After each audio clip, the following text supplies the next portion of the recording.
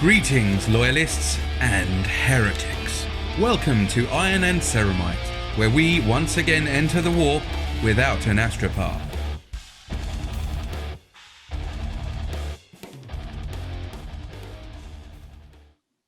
Hello everyone, welcome back to the Iron and Ceramite podcast. I'm John and I'm joined as always by Tom.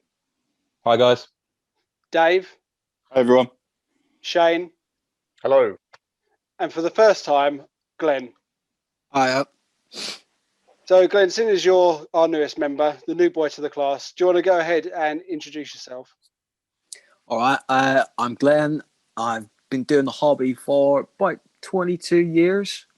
Pretty much more on than off. Used to work for the company as well for 4 years, just doing the bog standard shop floor stuff at Blue Water.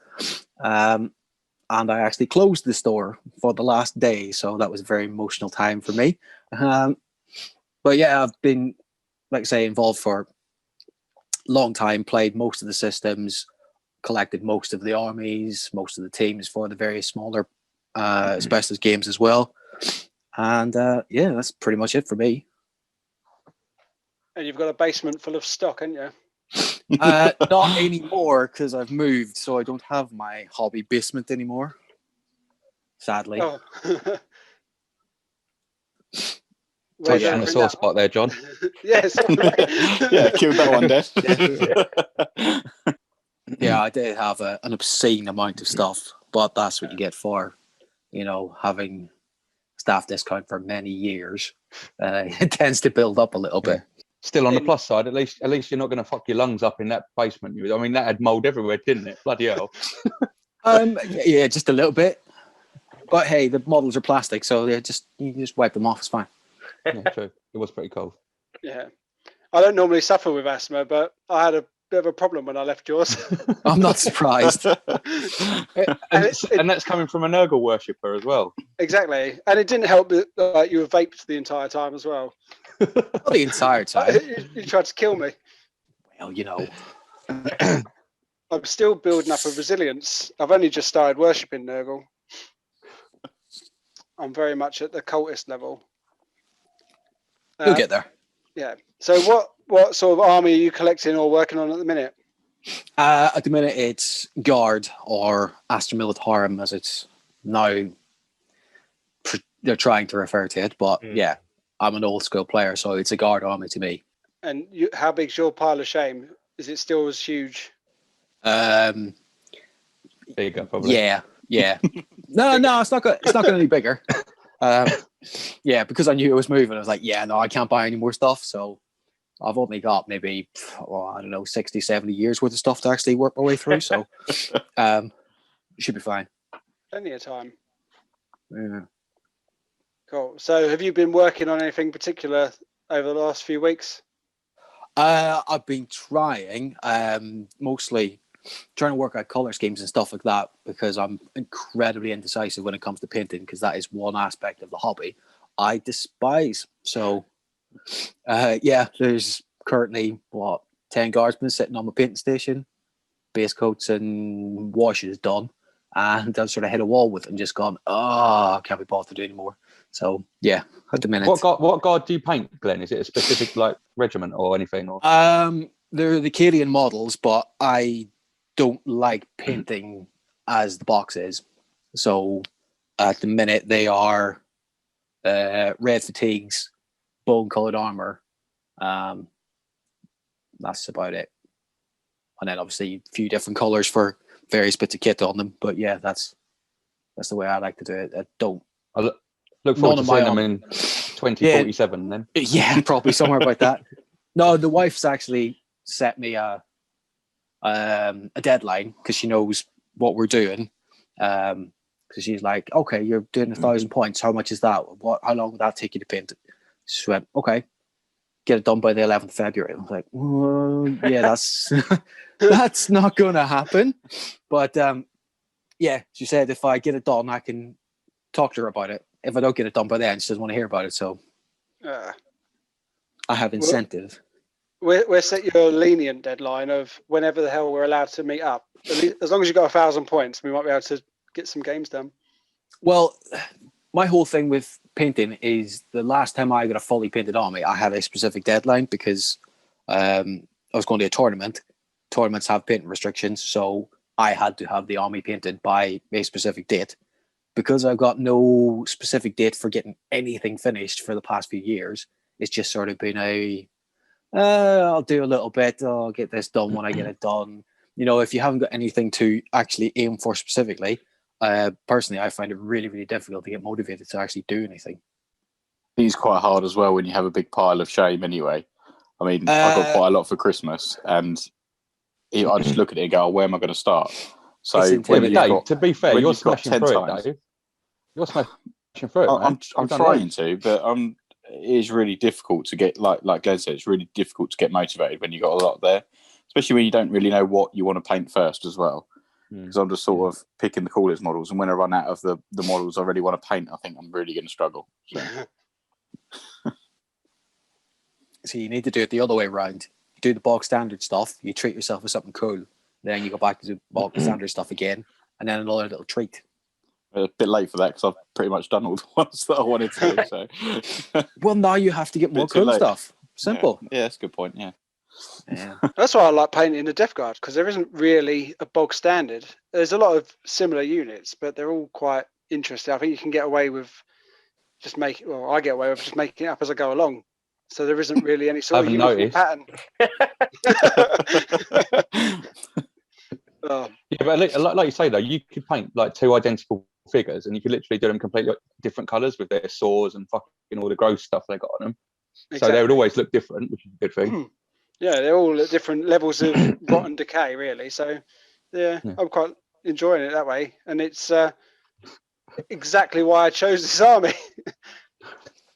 But I've finally finished my Plague Burst Crawler, which I'm quite happy with how that came out.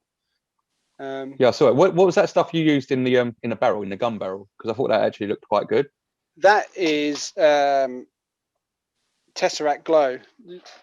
Oh, you just used the Necron stuff. Yeah. Yeah. It came out pretty well. I mean, it's dried up. Now that it's dry, it doesn't show up as much, but that's because it's sort of pulled into the recess or into the actual cannon. So, but I've still someone else has put something online where I think they've used like glue or some sort of resin and that, and they've actually made a goo-looking cannonball coming out of it, which I really like. So cool. Maybe I'll try something like that. Well, good luck with that. Yeah, maybe, probably in like 10 years or so, but maybe. By the time Glenn's painted all his stuff. Yeah. I'm halfway through my Terminators at the minute, which I'm really enjoying doing. I think they're awesome models. They're looking good, man. I must admit, like you've got them pretty spot on. I can't see any like mistakes on there so far. Touch wood. Yeah, touch wood. And yeah, I mean they're pretty good. They're more detailed than everything else. I thought the last batch of Marines I did were detailed, and these ones, every time I pick up a model, I'm, oh my god, like switching between paints and stuff. But yeah, no, they're coming along pretty well. I'm pretty happy with them. I do like that for the Death Guard. The Death Guard's models always seem so different from everything else. A lot of the Space Marines, obviously, it's just a different colour, whereas all the models in the Death Guard are really unique. So I think that is probably the best thing for me for the Death Guard, at least. Yeah, I like that sort of thing. Yeah, not rot. And then they come because you can mix and match their weapons and that on the sprues. There's so many spares. So the good thing is if I get another pack, I can probably make them look quite different as well without putting too much real effort in. What about you, Shane? What have you been working on? I was trying to get some grey sear spray as a base because my last can run out, and it's not available anywhere online at the moment. So they're running out. Apparently, I found out because I ordered it from Games Workshop first of all, and they took ages, and then they said, "Oh no, we don't have it anymore," and it's because they're redesigning the cans, so there's no stock. So I had to order it off some really random website that still had a can left in. So that's just come in, so I can get back on with the Wolfguard Terminators. But in the meantime, I've been basing the Necron Warriors from the Indomitus set. So that's what I've done. But again, I've still got to get around to actually painting them. So it's I've got 19 of them based up and ready to paint. It's now just getting myself motivated to paint 19 near identical Necron warriors. And as I said, I found out while I've been doing this with the Necrons is I don't mind painting the characters or the individual models. That's actually quite fun. But it's the rank and file batch painting, which I know you've done a lot of, Dave, but that's the bit that's really draining for me. It's like you spend a couple of hours doing it and you realise you've got 1 or 2 models down and you're like, oh god. Whereas I just want to get to the characters and spend some time on them. Shane, I was going to ask you actually, what did you use for the green? Where people usually use the Tesseract or whatever. I really like that sort of almost emerald green you use on that on the Overlord. It's warp lightning green. Nice. So it's a good, nice colour. It's just one of the contrast paints, and I do at least 2 coats because if you put 1 coat down, it can look a bit patchy and a bit scratchy. But if you get a second coat down, then it goes that emerald colour. Nice. Might have to get that. I like that. John, have you got any contrast paints? I think I saw some in your paint collection. I've got 6, and they're laid out in front of me for our segment coming up later. I won't spoil it then. We'll stop there. Stop getting ahead of yourself. But I have, and I have been using them. Your what was it called? The game bugger. Blackstone Fortress. Blackstone Fortress, that's it. Your characters from that you've been putting up, are they ones that you already had painted or you've been doing recently? No, so they were what I did all over the summer. So I painted them all over the summer, and then I was like, if I'm going to start this Instagram channel, I've got to have some content for it. And so I've just been posting them up as I've been going. But now I've done them, and I've actually, if I want to get more photos up, I've got to start painting again. So, as I said, I'm out of content. Some of them characters are really, really cool, though. They're good little models, and they weren't. As I said, I really enjoyed painting them because, as I said, I think it's the character side of it that I like painting. I like spending the time on one model and getting it done, and I really enjoyed painting them. And because there were, it didn't feel like I was doing 12 models. It felt like I was doing 12 individuals, so it was quite easy. When I got to the guardsmen, and I had to do I think it's 20 chaos guardsmen, it got a bit like, oh god, it's the same model, but he's got a slightly different rifle, and that took it out of me. Yeah, I haven't painted a bolt gun in ages since I did the first Marines, because everything else I've given something else. So when I was doing these Terminators and they've got combi guns, I was just like, oh, I can't remember how to do these. This is the most basic thing. I haven't touched Abaddon Black in ages for basing. I think that's definitely what I hate most, painting guns. Any guns on any unit, I just despise it. I always leave it till last every single time. And then I just slop lead belcher on, or just one colour. And I just hope that the wash will make it look okay. Yeah. Every time. No one's looking at the guns anyway. They're looking at the rest of the model. Well, hopefully. To be fair though, with a Marine gun, it's going to be 2 or 3 colours max anyway, and it's going to be the last thing you paint on the model anyway. So just crack it out at the end, and it's your little finishing touch, really. I'm trying to paint all my new ones red, just to all my Primaris models, just to make them stand out a bit more from my. Because like you said, I literally just smeared them all in lead belcher and Nuln oil, and that was it. That's about as good as it got. Occasionally drop of Balthazar gold or something like that on one of the details, but yeah, I think that they are the worst thing for me to paint because they're quite boring compared to everything else. Yeah. How are your cloaks coming out? So far, so good. I mean, from I definitely bit off more than I could chew with my Eliminators camo cloaks, but I really like the camo on them. And then I sort of went, bollocks, I'm going to go for the whole lot. I'm going to try and do the sort of where it changes the active, whatever it's called. Yeah.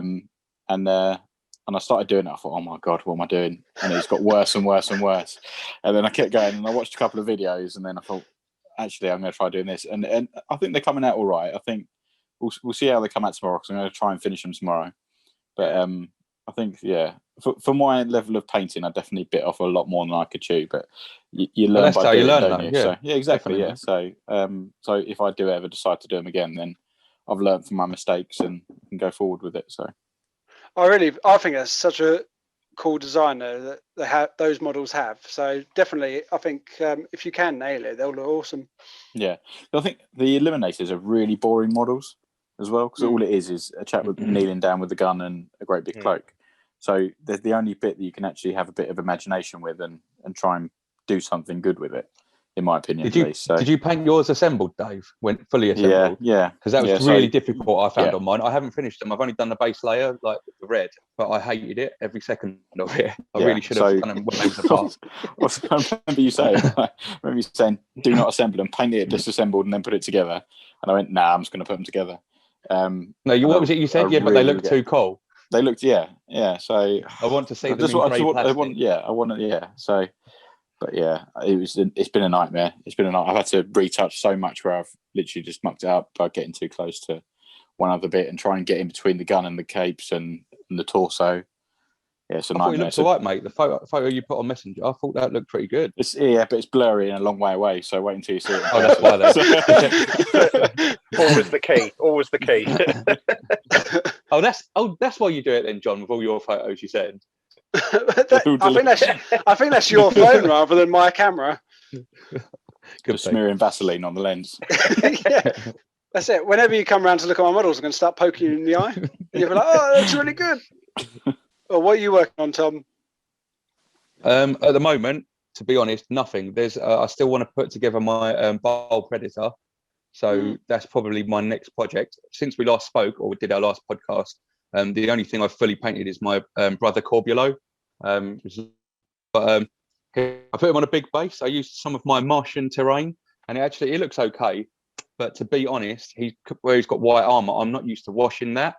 So instead of looking up what I should do, which is probably use something soft like Seraphim Sepia, I just splashed it with Agrax like I do with everything else. And then it basically looked like he's been crawling through the mud. But then I tried to clean it off a little bit, and it looks okay. But yeah, that's pretty much all I've done though since we last spoke. Yeah. You've been reading anything? Yeah, I finished Witch Hunter. Is that the first one? The book I was reading last time we spoke. Really good book. I'm on to the next one now, which is Witch Finder. Very original, imaginative second title there. So yeah, but it's pretty much a continuation of the first story. But it's a really good book. I won't spoil anything on here, but it's definitely worth getting into if you wanted to delve or dip your toe into the old world. It's pretty decent. You don't need to know a lot of the lore to read them books. So yeah, could be worth a read in the future. Yeah, I'll add it to the ever-growing list. Not for you, John. Maybe for Dave. Dave, you're not going to read anything else soon, are you? Well, other than that one you gave me, I can't remember what it's called. Yeah, exactly. There you go. That's a good start. I did start reading it. But it's got some wanky title. So it's the Macquarian Crusade, Angel of Fire. That's the one, Angel of Fire. So yeah, I've read the first couple of chapters. That's pretty good. And I finished 15 hours, which I actually really enjoyed. So thank you, finally. 12 years later. Yeah, that's awesome. Yeah, I think that's really, and that's what's inspired me to get a few more Guardsman books. So obviously Tom lent me another one at work the other day. So I'm going to try and read a few more of them because I really enjoyed that perspective from a Guardsman rather than it's always the Starseeds that just come and are just these superhumans that can't be fucked about with, really. Yeah. And like I was saying, Dave, with that one I lent you, it is from the Guard perspective. Obviously, it's following around this almighty war leader, but you also have Space Marines in it. You have the Eldar in it as well. So you literally get to see. I think you have Orcs in it as well. Can't remember, to be honest. Yeah, Orcs and Orcs in the first Orcs as well. Yeah, cool. And then cultists and pretty much everything you can think of. So yeah, definitely worth a read, that one. Any Slanesh? Hey? Any Slanesh? To be honest, I can't remember. I know it's some twisted evil prick who likes to, Angel of Fire. There you go. It's the Angel of Fire that you're hunting pretty much. You'll find out what that is. It's some evil motherfucker. But that's it. Yeah, anything at the moment, John? Well, I've just started rereading Fulgrim because me and Shane just did Flight to the Eisenstein for Libraris Omnis, so I've got to read Fulgrim again because I don't remember enough just to wing it. And then also because we were going to do a Libraris Omnis for 15 hours, I'm also rereading that as well, but that won't take me as long. So See, it's weird. With that one, I don't need to reread that because all the Horus Heresy all gets jumbled up in my mind completely. Yeah. I don't know what's going on with that. But with that book, it's actually quite fresh in my mind, surprisingly. Yeah. I'll be right. I read I only that. finished it a few days ago. Yeah. Well, I read Congratulations, it. Dave.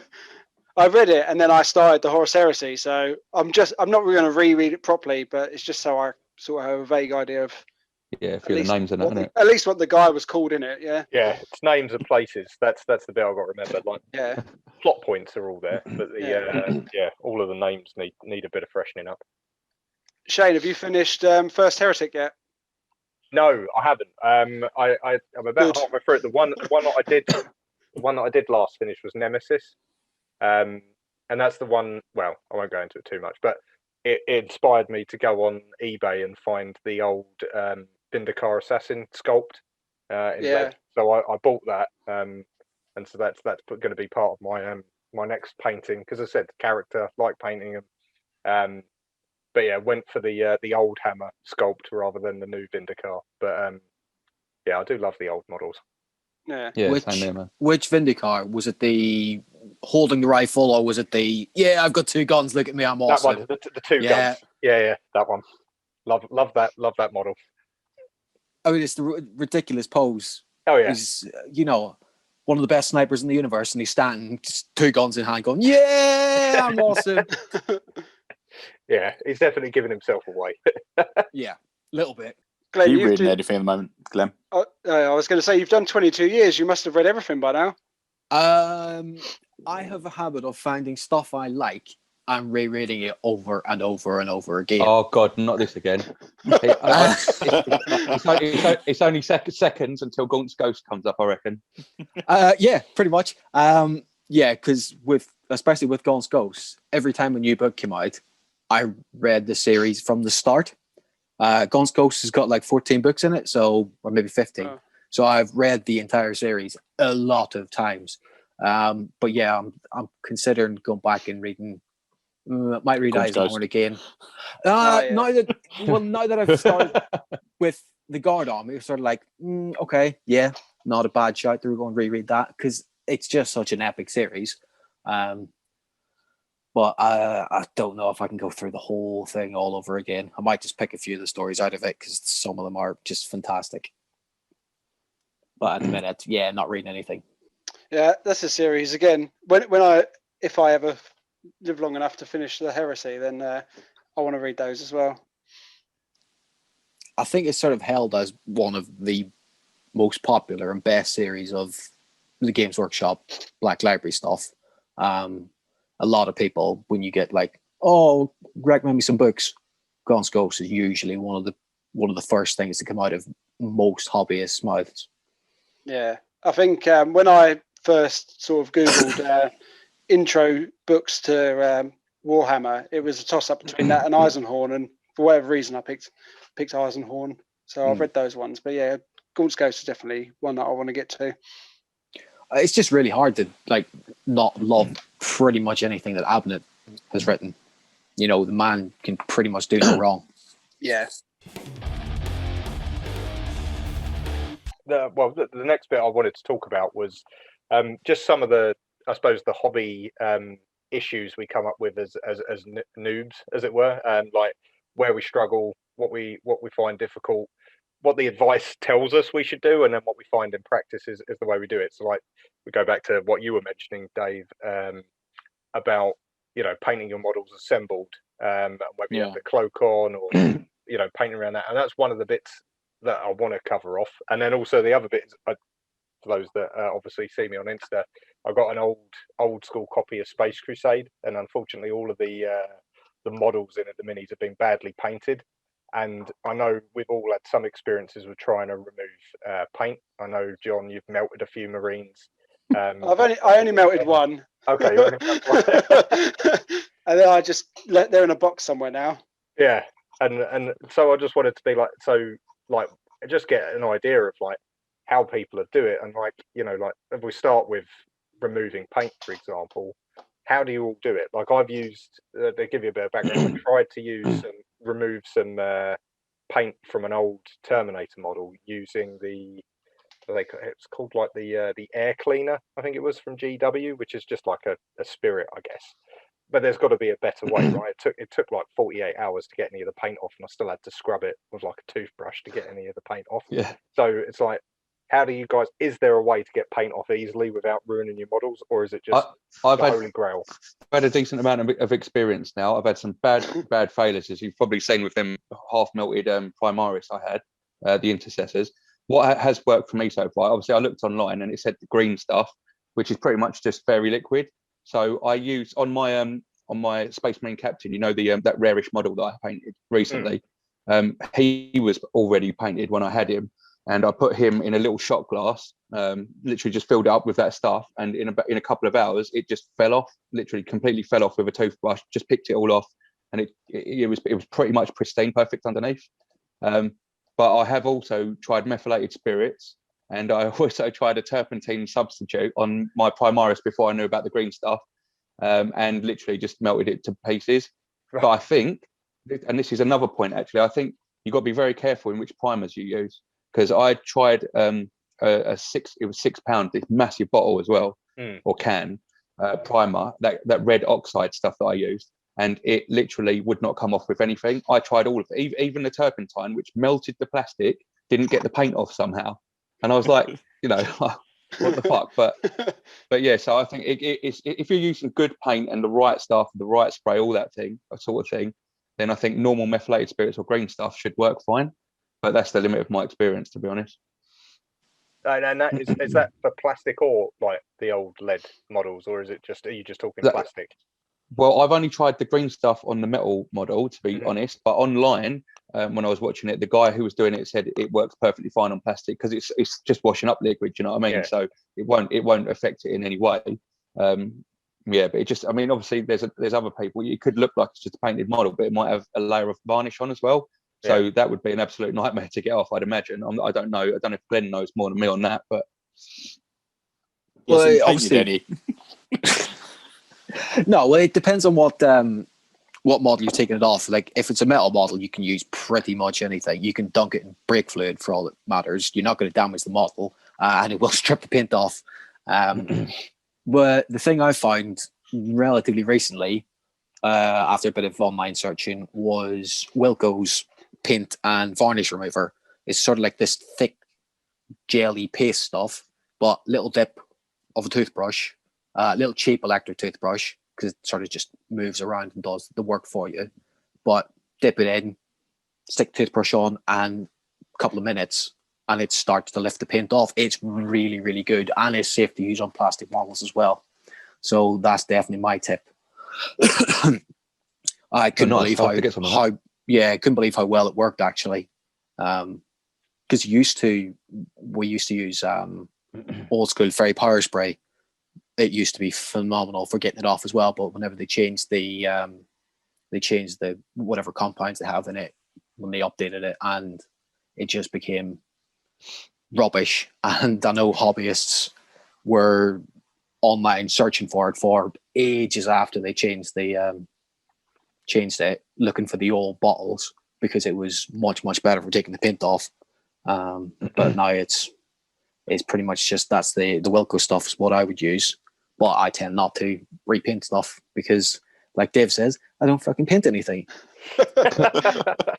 Have you obviously you've got more experience than all of us, I'd say. Have you ever put a primer on yourself that you found that just won't come off? It seemed to be a regular primer, but it was one you haven't used before or whatever, and it just completely reacted differently when you tried to strip it, or you haven't done that? Like I said, I tend not to strip models very often. So, and the only primers I use, I am at heart a GW fanboy. I pretty much only use their stuff. I use GW paints, I use GW sprays. That's pretty much all I've used.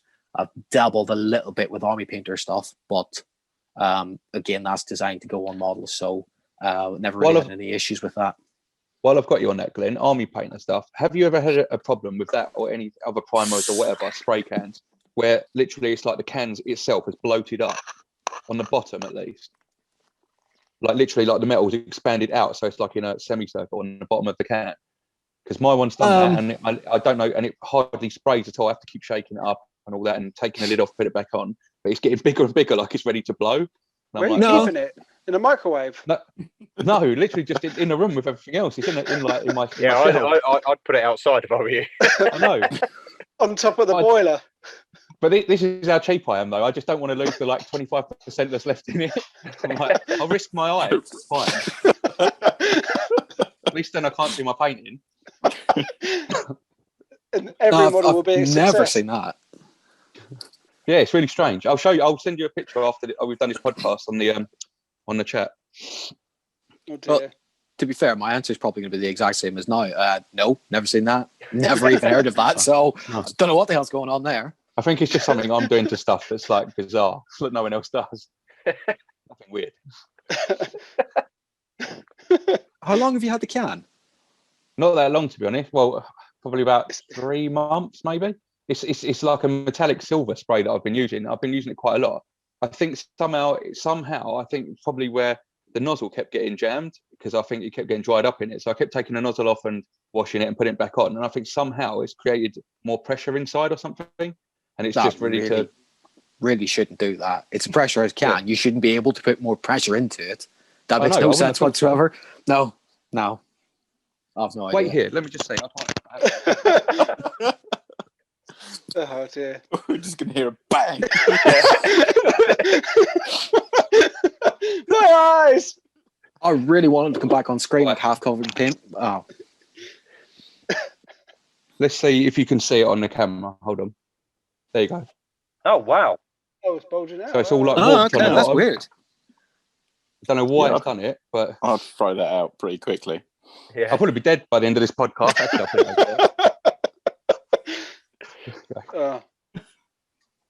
What about yourself, John? Other than melting some Imperial fists, what about you in terms of removing paint? No, I mean, literally, I've only done it with that one model. I can't even remember what it was called. It literally, I remember going on YouTube and typing in how to remove paint. And I think I must have watched the first 30 seconds of a video where someone said, I use this. And I went, oh, that'll do. Went to Asda's. I bought it. I think it might be methylated spirits, whatever it was, like a purple bottle. And then I just didn't watch the rest of the video. Poured it into a little tub, threw the model in, left it overnight, came back, and then none of the paint had come off. And as I picked it up to start scrubbing it, the base just bent in my hand. and then he just really, like, as I pulled on him gently, like it just fell apart, as they do. So I haven't gone back to it because the 5 surviving Imperial fists are in a drawer, and they won't get touched until I decide to go back to painting Marines. So yeah, one experience put me off, and then I decided to paint the Death Guard. So I haven't gone back. Maybe when I figure it out, if I get some good tips from you guys, I might go and strip the first 6 Marines I did and do them again. But maybe not. We'll see. What about you, Dave? Any adventures in paint stripping? I've never stripped any of my models. I've left them as they are as a reminder of how shit I continue to be and how much I have improved. I'm hoping one day I can look back on it and go, oh, look, this is my first model. Look at the difference, but there is no difference. The same so far. It's all shit. So it's the same picture. So yeah, maybe one day I'll go back to my my tactical Marines, but we'll see. We'll see how we get on with my Primaris. I think they're a bit more expensive, so if something goes wrong with them, then maybe I have to strip them, but not for the time being.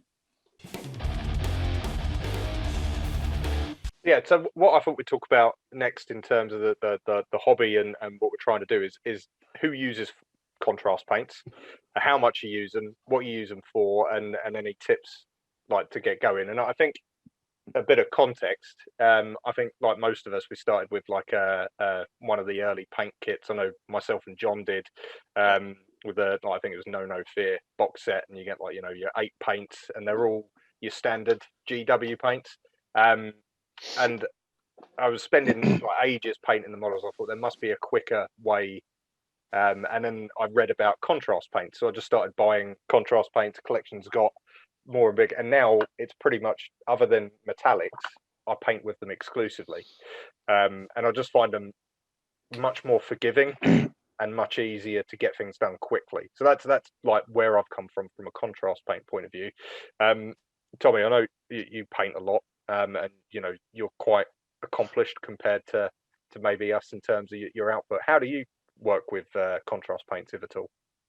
One thing, I mean, obviously, lately, as you know, I think I've mentioned it before, that I use like a metallic spray underneath now, just to give it that like metallic armor effect, because it's thin enough, obviously, to go over that and still for it to shine through.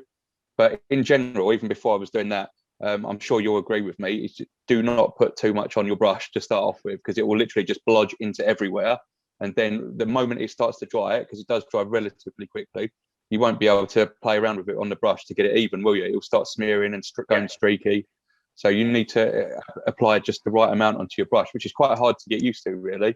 And you've got to have a good layer of primer on underneath, and a good primer. Grey Seer, like you say, is obviously the perfect one for that. I've unfortunately run out as well, as you did earlier on. So yeah, but yeah, pretty much just the application of it. That's the most important thing. I don't know if you'd agree with that, but yeah. What's the actual difference then between the regular paint and contrast? Because I've got a couple of contrast paints. It's pretty much a paint and a wash. A paint and a wash mixed into one, almost. Okay. So you don't really have to use a wash afterwards if you do it correctly. Yeah. And I think it's, yeah, as I said, it picks up those. I think you bang on there, Tommy. It is that wash element. It just picks up the details, and you don't. Like, I've not had to do much shading or highlighting or anything like that, because the contrast paint will do it for you. It's why, like, some people, you know, it's a bit of a cheat in a way. But you definitely, I agree, especially with the lighter tones, it can dry really quick, and then you're almost like scraping the paint around. So I find that, you know, I have to do a couple of coats, especially on bigger areas that you want good coverage on, like the Space Wolves. Like, you have to do 2 coats of Space Wolf grey on them, otherwise it just looks really, really streaky and bad. But on the Necrons, they just throw on I use Griff Charger grey and just put it over the top of Wraithbone. So I use Wraithbone for their primer, and that works really well. I've got to say, I did like that look on your Necrons. It almost looked like they were sort of like metallic stone, almost like a stone effect to it as well. Yeah, cool. I was really pleased with I did, it's the first time I actually did a couple of test models. So I did 1 or 2 using Basilicum Grey, which is obviously one of the contrast paints, and it really wasn't coming out well. And then I thought, you know what, I'll give Griff Charger a go on one of them, and it just came out really well. And I was like, that's it, I'm just going to use Griff Charger on all of them. So I'm really pleased with the scheme I've got for them. Yeah, no, man, I like him. But so who else has used contrast out of us? I know, John, you haven't really used it at all, have you? Or I know you've got limited. A few now, but yeah. So really, the first one I bought was Snakebite Leather, and then just to try it out, so like on my Typhus model, on his staff, the bandage or whatever the material is around the staff, I used that, and that's a really cool effect. And then on the Terminators that I'm doing now, I've just started trying to experiment a little bit more with them. So when I put pictures up, the one guy who looks like he's got insect arms, I've used wildwood on him, and that's come out as a really good. It doesn't look like too wooden. It's come out with quite a good, I don't know, sort of leathery skin effect. But other than that, I really haven't used much. I've got 6 different colours. But when I put them on, I noticed that they are really, really watery, which compared to other paints. So, I had a bit of a surprise. Luckily, it hasn't really affected my paint. But it was weird getting used to it, because normally it's sort of dab a little bit and put it on. But I found it really, considering I haven't used it, it was a very weird experience of applying it to your brush, because I got used to my technique, and then it was sort of trying figuring out a new technique for a different paint. Yeah, I know what you mean. Yeah, so it's all right though. Once it's dry, because it was weird, because when it was first on, I thought this doesn't look like it's covering at all. But as it dries, the color really comes out after it's dried. So actually, from the very minimum, I am enjoying using it on top. But really, I've been using it sparingly and just on small parts. Cool.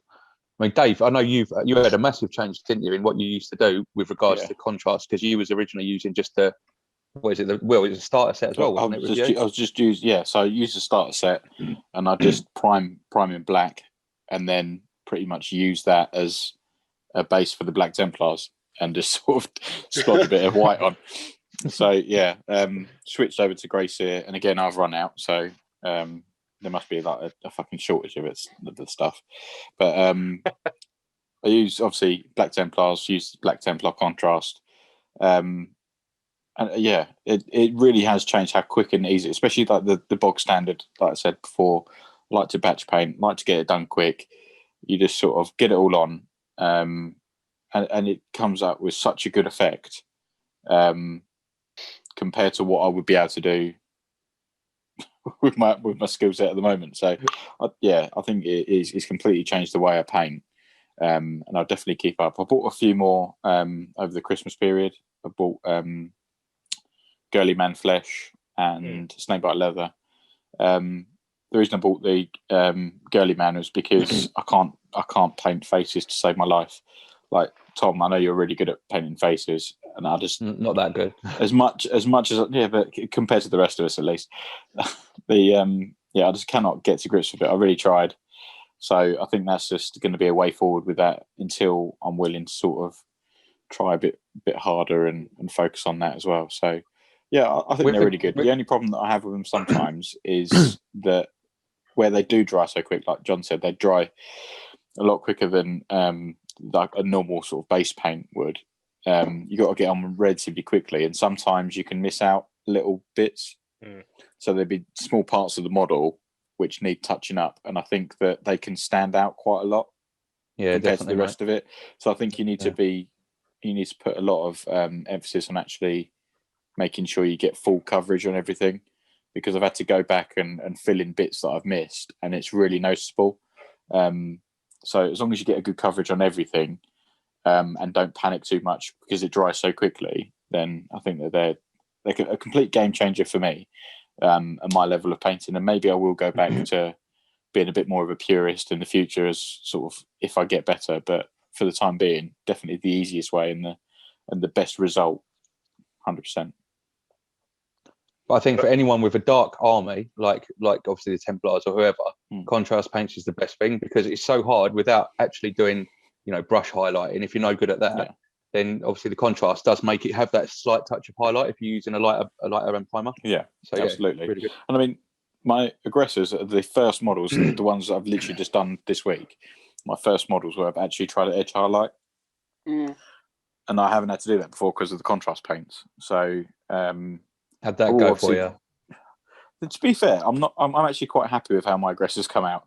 They are thick compared to obviously how I would want it to come out, but I think that with edge highlighting, again, it's just going to be something that you keep on doing until you improve on it. But they're a good model to start on, though. The aggressors, they're massive, aren't they? Everything's just chunky and standing out. So. Yeah, so and that's the reason why I chose them, because they're a lot easier than the smaller models. Like when I put them next to the tactical squads, they just eclipse them. I would not have been able to edge highlight any of them to a good level. So, and Glenn, like as you've already stated, you're not necessarily like a lover of the painting. Have you ever bothered going near contrast paint? Yes, I have. Because I'm not a lover of painting, whenever I heard about them, I was down in the shop on release day of testing contrast paints. So I've not actually bought any, but I've had to play around with maybe 20 of the colors on the two different sprays, just to see what sort of like coverage was like, what it was, how easy it was to work with. I do have a couple of issues with it, because the original advertising for it was one thick coat. It's not. If you just go one thick coat and just it looks shit. It really does. It's like you say, the thing is, it dries quickly, like you say, but it doesn't look like it's dried quickly. Like it's still wet, but it leaves sort of like tide marks almost. Yeah. Especially on the lighter colors. So yeah, it can be a bit. My mind was like, oh, they'll be great for beginners, but you really need decent brush control whenever you're starting to use the paints. Because if you just slap it on, it's going to be horrendous. My other issue with it as well, though, is it's not the most hard wearing paint. If you're doing like the majority in contrast, you really need to put some kind of varnish or sealant or something like that on it, because if you handle the models, like I've had armies that I've handled for years and years, and they're, what paint is on them has lasted, but with the contrast, I know a couple of my mates done a bit in contrast after a couple of games of moving around and it like shoulder pads and stuff like that, the paint started to almost wear off quite quickly. So it does need that extra protection over the top of it. My other issue with it as well is it's great on organic looking models and smaller detail models, but if I'm going to do a marine army with it, brilliant, get a tactical squad done, get a Primaris done, things like that, fine. Then I move on to vehicles, and a lot of big flat surfaces, it doesn't work particularly well on the flat surfaces, and then I would feel I would need to use standard paints, which is going to look slightly different, and that would bother me. I am worried about the bikes and the tanks in the Space Wolves grey. That does. I think you're right. I am concerned about those big spaces. Do you have touching on that, Glenn? Yeah. What you said, I did that with my Vindicator, and just as proof, I don't know if you'll be able to see it on camera, but it looks fucking horrific. Like it looks okay, almost like, because it's a blood colour, it sort of looks grimy and whatever. But if it was any other colour, I don't know if you could see that. It's all uneven. Yeah. It's like almost blacky, dark red in some places. Yeah, I would say it's a massive no-no with contrast, but unless you're really good at knowing how to use it. But yeah, you could argue though, with the way that looks, it's almost like it's got the thick exhaust smoke covering it, so it plays off pretty well for effect. I think I got away with it actually, because it's got one of the most. It's one of the most liked thing. But then I think that was just because I called it Balls Deep with a double A for Blood Angels. Yeah, on the front. You're welcome. Got a lot. Yeah, thanks for that, Dan. Yeah, your painting's crap, but your comedy's top notch. Exactly. Well, there you go. So, in terms of varnish, going back to obviously where you said it's a lot of mine are going to be contrast paints. What varnishes will you recommend, if in your experience throughout the years? No idea. Don't use it. Okay, I know thanks. you should put it That's on, the end of that. but yeah. Dave, how do you mean though, Dave? Do you mean with regards to make or types of varnish? Like a brand of varnish that is. Well, I use the Vallejo ones, and they are really, really, really good so far. It depends how you want them to look, though, because they've got three kinds. They've got obviously gloss, satin, and matte. Yeah. Obviously, gloss is shiny. Matte is pretty much just makes them look duller. And obviously, satin's the one in the middle. So it depends. You'd have to have a look at it, mate. Maybe paint something shit and just have a little test on it first. Yeah. When I say I think I'll go shit, for the I'm matte, not talking about your regular one. Yeah, I think I definitely need to give it a go, especially if we're going to game more, obviously, when lockdown's all done with. So I'll have to have a look at the Vallejo ones. They're good. They're not too expensive either. I don't know, £3 each or something, whatever. I think when it comes to like most things, though, if you go with a recognized hobby brand of stuff, you're never going to be that far out. Like Vallejo, Games Workshop stuff, Army Painter stuff. It's never going to be horrendously bad. It's, walking into Halfords and going, that's a kind of spray paint, that'll do the job. It's not necessarily designed for that. Whereas like hobby stuff is hobby stuff. It should be, decent. Yeah. On that though, as you're saying that, Glenn, I used the Citadel varnish, the matte varnish spray. Yeah, no, to be fair, it was fucking horrifyingly bad. Like it literally, I painted my best ever model, my Guardian, and I put all the pictures up on Instagram, and I was saying it. And everyone was going, it looks really good. I like the old school look to it and all that, really bright and everything. And I put that on it, and it literally just looked like it made him look like Frosty the Snowman in like 5 minutes. It was awful, like really bad. Be fair, and I took all the precautions with it. It's not me wanking off a horse. I'm just an elephant. Yeah, an elephant. It was an elephant. Sorry, yeah. I mean, like there's easy fixes whenever it does get frosted up. But yeah, just spray varnish is really temperamental. Almost regardless of what company it is. But yeah, the Games Workshop one was particularly shit. I don't know what their newer one's like, even if they still do one now. But what was the fix, Glenn? Because the one that I found by asking people was gloss varnish, and it brought it back to life a little bit, but it's still not properly, really, to be honest. From what I was told by former managers who were good painters, I believe is to brush on a little bit of olive oil. Oh, really? Yeah, that's what I wonder get if it'll told. work. I've never tried it myself because, like I said, I don't varnish things as a rule. But yeah, that's That sounds like bullshit. It really does. But you know, this guy was in fact, the two managers that told me this, both of them were phenomenal painters. And you know, I've seen the effects that they could pull off and sort of go, yeah, you know what? Probably right. Were they both trying not to laugh at the time? No, they were like completely separate people, completely unrelated to each other at completely different times. So, you know, these are professional painters. One was a very good commission painter. Yeah.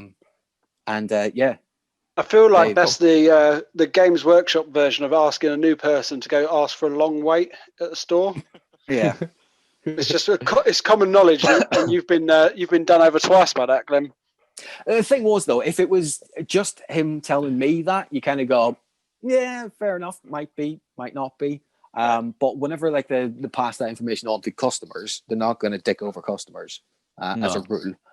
So yeah, you know, if anyone comes with an issue, they would try and sort it out. I'll try that. I will try it tomorrow. Definitely, I've got some olive oil as it happens because I'm obviously a fantastic chef. So I'll go and try that tomorrow, mate, and I'll let you know if it works. That'd be awesome if it does. You might end up with a greasy model. I've got no idea. You know, it's all right. It always fucking melts it. Shit, so. Yeah, probably. Yeah, cheers, Ben. Yeah. And then paints aside, the next part of this part was, or the next bit we're going to talk about is, and we touched upon it a bit earlier, was that how to paint around a fully assembled model. Now, Dave, I was looking at the pictures. You know, these guys have got capes on. A few of the models I've done in the past have got like robes and whatnot. And I think one of your was it your Black Templar chaplain? Was it chaplain? Primaris chaplain, yeah. Primaris chaplain with his snake bite cloak. Yeah.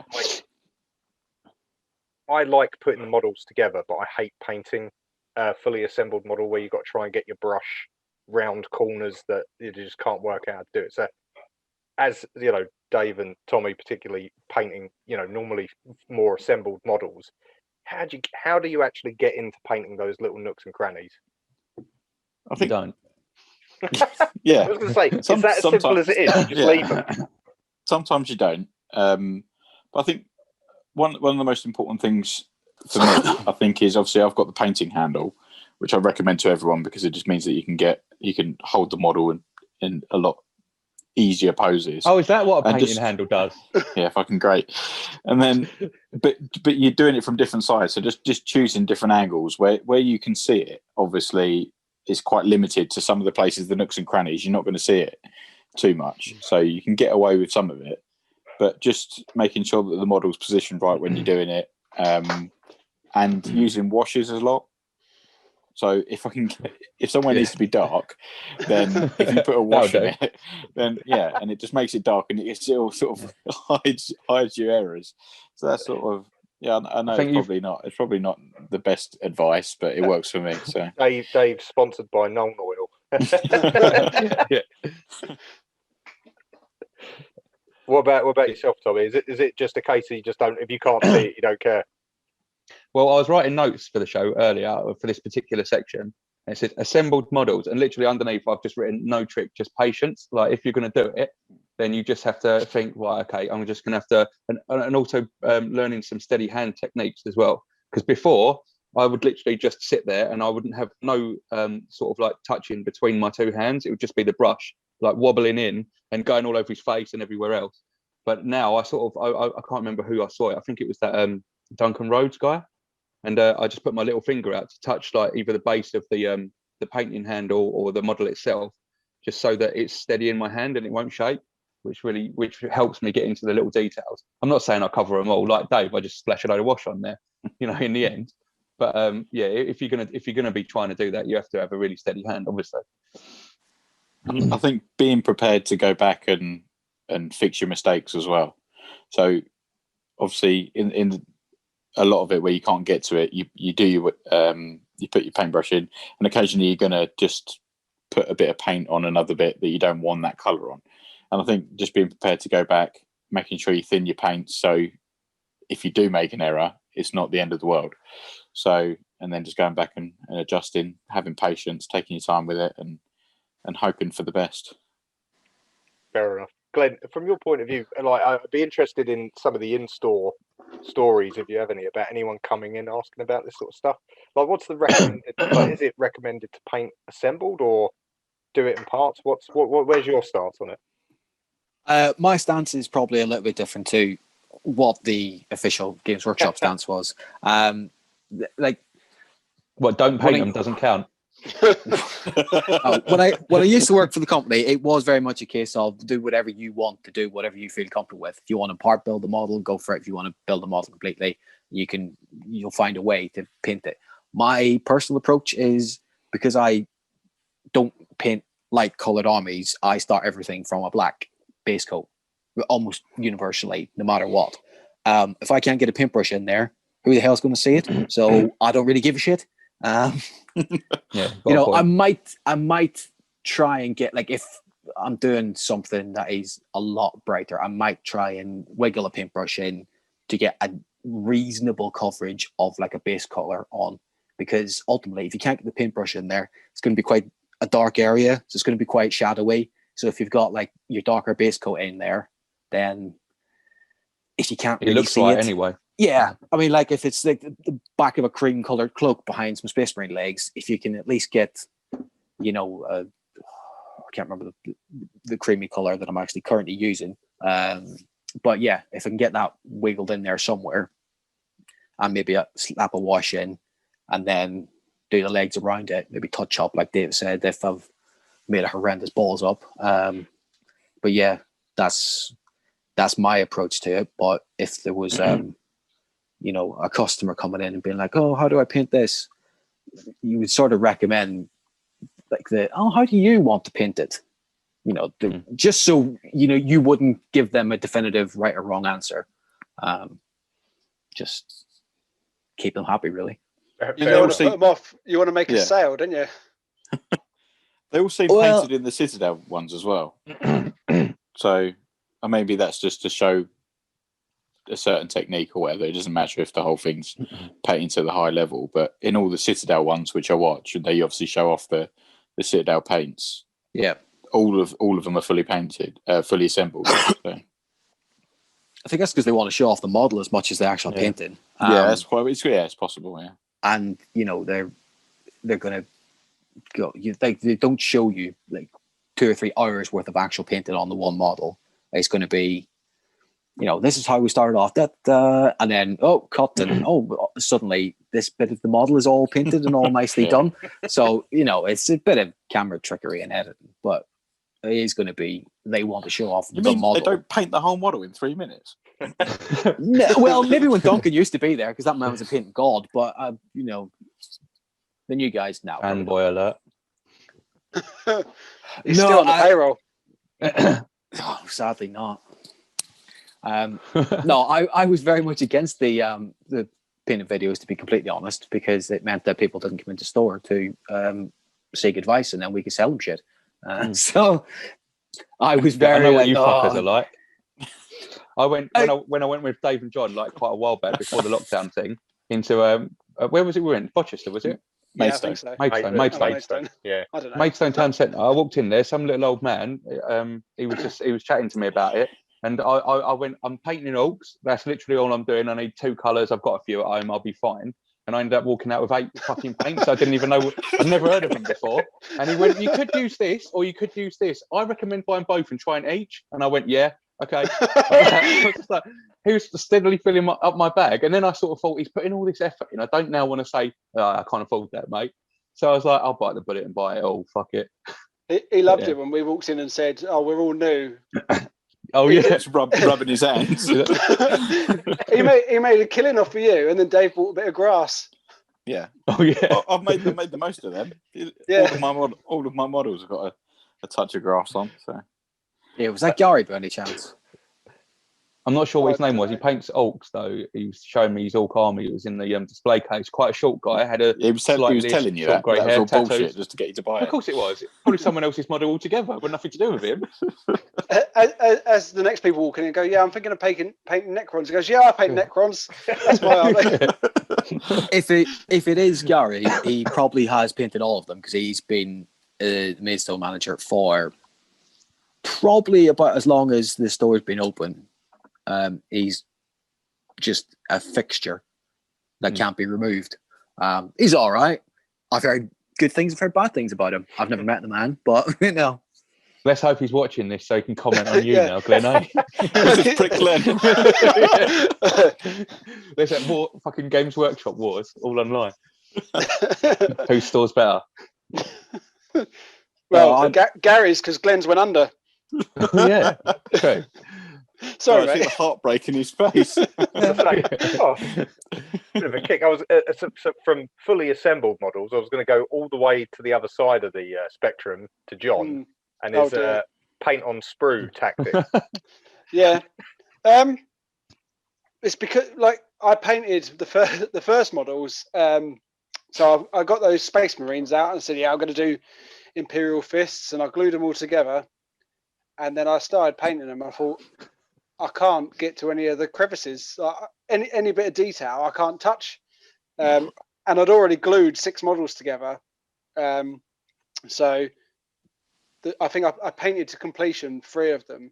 And then the others I painted yellow. And then I tried, do you know what, I'm going to try doing some layer paints. And then it just looked like, just like Mr. Blobby. It was awful. So when I started painting the Marines, I thought I'll do it bit by bit, and I'll see how it goes. I've stopped painting for these Terminators. I didn't paint on the sprue, but I am still painting them in individual parts. So I've been cutting off the bit I want to paint, and then as best as I can, putting a bit of blue tack on the bit that isn't going to be painted if I can. And I found that a lot easier because I'm getting the detail that I want. The only problem is I keep touching it. So every time I turn it over, I'm like, I thought I painted this. It's on my bloody finger, which is doing my edit. But as I've been going on, I've been getting used to it. The only problem I actually find is when I actually start gluing them together. So this guy I had the most trouble with, wherever my camera is. There it is. Because that bale sword, that arm's quite heavy, so, and where he's at the angle as well, I put it on and then immediately it's coming away, and it's my own fault because I didn't let all the paint dry properly. So I had the dilemma of holding it in place, realizing the paint was still bloody wet, and every time I went to let go and readjust, the arm started sliding. It's all right now. I've fixed it and I've covered the worst of it up with a shoulder pad. So yeah, I suppose painting it apart, the gluing together, because the glue also kills the paint. It takes paint off, doesn't it? That's what I found. Which is quite annoying because it doesn't just kill it doesn't just take the paint off, it bubbles as well. Yeah. So luckily it's all been under crevices or under armor, where actually especially for these guys, looking a bit bubbly under there just adds to the effect of their rot and disease.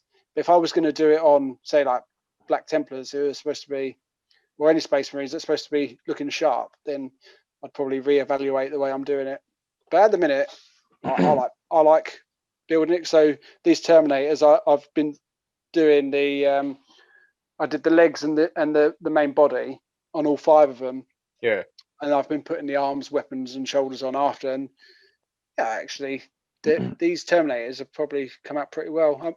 For my standard, I'm pretty happy with them. I was going to say, I think that's the way to go, to be honest.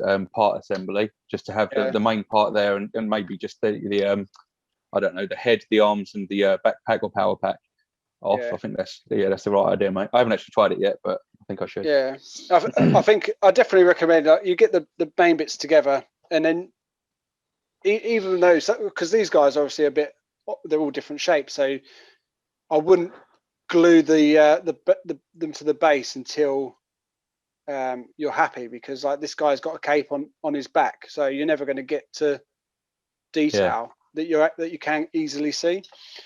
I've done that before, and then you got to put the brush through their fucking legs, don't you? And Yeah. there's no way you're going to do that without getting it all over their bloody legs. I've done that. Exactly, Horrible. and you got to find an L-shaped paintbrush for some of these things to really get under there.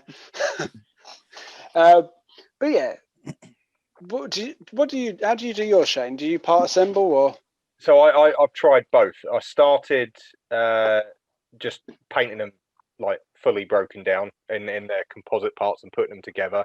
Then I tried painting them fully assembled, because I watched online somewhere that the best way to paint a model is paint it fully or near to fully assembled. And I've gone back to painting it apart because, well, for the Marines anyway, I find it easier painting them apart. And I've been doing that with the Necrons, but because the Necrons are quite fiddly little models, gluing them back together afterwards is a real pain, and you lose, you end up in some real trouble. So with the 19 warriors I've got to do, they are fully assembled, and I'm just going to get them done fully assembled. But when I go back to do the Wolfguard Terminators, I'm going to do them separately. So I think I've ended up picking and choosing depending what the model looks like. Yeah, I think that's probably what I'm going to do, because it's so fiddly. Even just if they're holding a gun with two arms, it's so fiddly to get them both on and at the right angle and then get it on.